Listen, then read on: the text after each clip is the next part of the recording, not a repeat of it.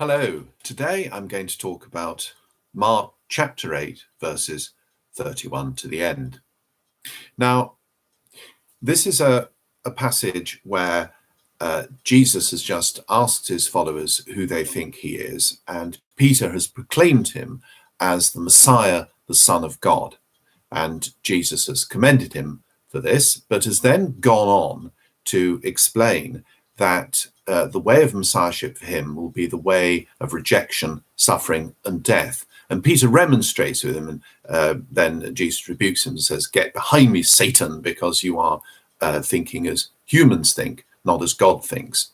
Well, Peter is often criticized for remonstrating with Jesus, but of course he's absolutely right in one sense, because the way of the Messiahship, the concept of the Messiahship, was perfectly understandable to people at the time, and it meant being successful, not being rejected. It meant being a successful military leader and taking over the state and killing lots of Romans and establishing a purified Jewish kingdom of religious purity and zeal. And that was what Messiahship meant. It was a perfectly understandable term.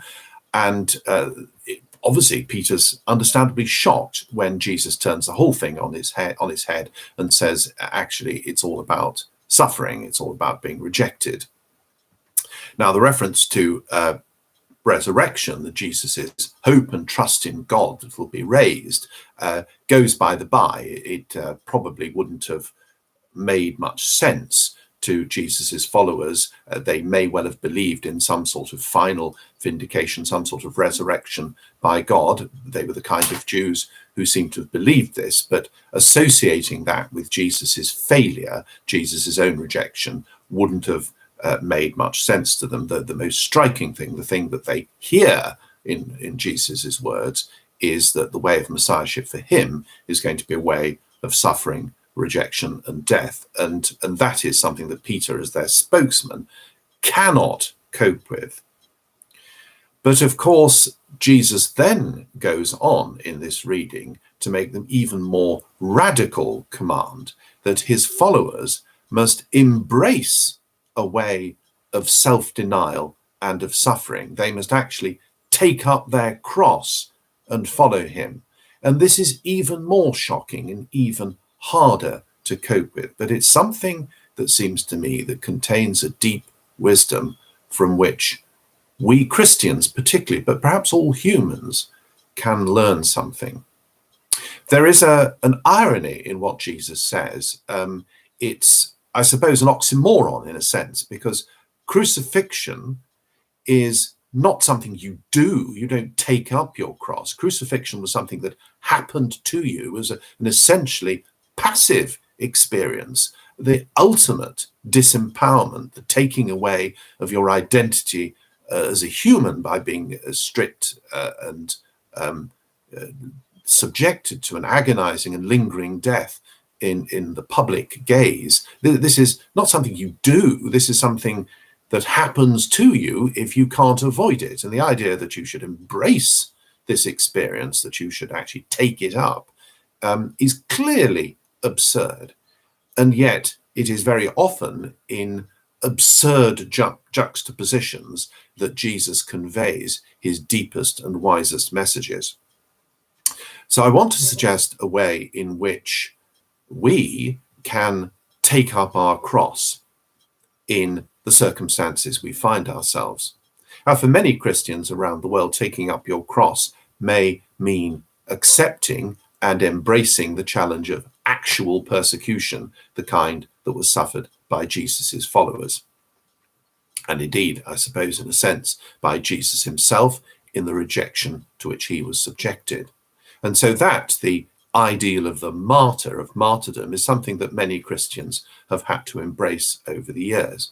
But it's not something that has been my experience, and in the country and culture that I live in, God willing, it will not be for some time longer. But I suppose it's always something at the back of one's mind when one is mocked or criticized or condemned for one's Christian faith, And there are, I suppose, little glimpses from time to time of something that might, in different circumstances, even in this country, turn into proper persecution. But for the time being, thank God, that is not the case. But there are ways in which we can take up our cross. And in this Lenten time, it's perhaps good to reflect on one of them. And I'm going to focus on just one. Christians believe that in being crucified, in embracing the fate of crucifixion, Jesus was somehow taking upon himself the sinfulness and the brokenness of the entire world, because symbolically this punishment was for the worst possible crimes. It was the ultimate penalty. And so I want to explore the relationship between my own sinfulness and my own, the command to me to take up my cross. And I'm going to do it in the following way. And this is just one example of the many ways in which people can take up their cross as Christians.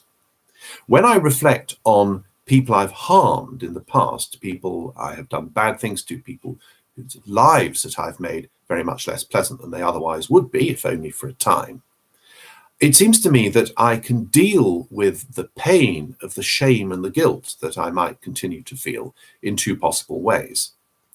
One way is to be entirely shameless about it, to say, well, I've reinvented myself, I've recreated myself, I'm a different person now, I wouldn't behave like that now, that was somebody else, and I will move on.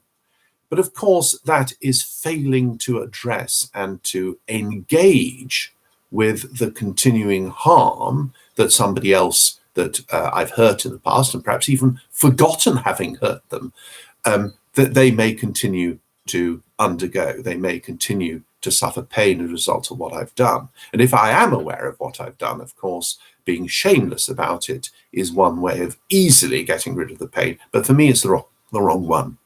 But the alternative is equally disastrous, but I suppose perhaps more tempting for a self-reflective type of Christian person. And that would be to continue to wallow in the guilt and the shame, to fail to deal with, to say, this is so terrible that I cannot cope with it. I am a worm and no man. And the guilt continues to gnaw away at my heart. That too, to me, is an equally disastrous strategy to take. But by taking up your cross, what you're doing is saying, yes, this is what I did, this is the harm that I caused, and it continues to hurt me, and the feelings of guilt may well continue, or the feelings of shame, or the feelings of regret, or awareness that the pain has been caused to others, and the reflection on this causes pain to me. But I'm not going to wallow in it. I'm not going to let it gnaw at my heart, because in taking up the cross, I'm saying, yes, it is still there. It is something I have to deal with. But because Jesus was crucified and took the sinfulness of the whole world upon himself, my taking up of the cross can be a positive thing, to decide to live with the pain, to seek forgiveness where forgiveness may be found, to pray for those I've harmed as I pray for those who have harmed me, and to hope that in this way I can do something active and positive about dealing with a very passive pain. Because there's very often not much more you can do, because the person you harmed may well have died.